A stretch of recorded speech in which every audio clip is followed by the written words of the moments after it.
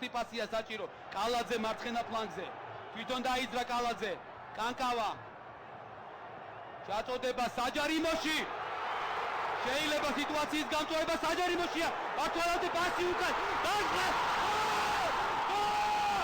გოლ! საქართველოს ნაკრებმა გაიტანა. 1 გოლი გოლ. ხორვატებს გაუტანეს. ბოლო წუთზე 1 გოლი.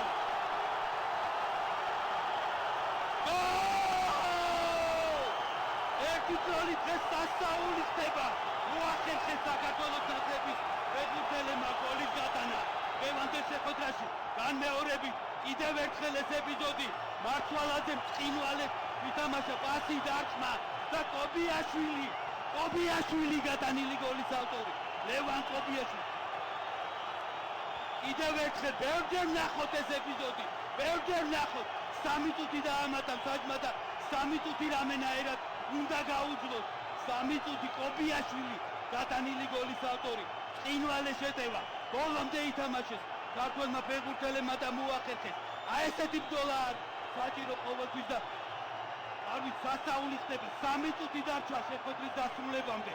3 წუთი უნდა გაუძლოს საქართველოს ნაკრებმა და ისტორიული გამარჯვების მოწმენი გავხდებით. გესმით ალბათ რა ხდება ტრიბუნებზე ხორვატი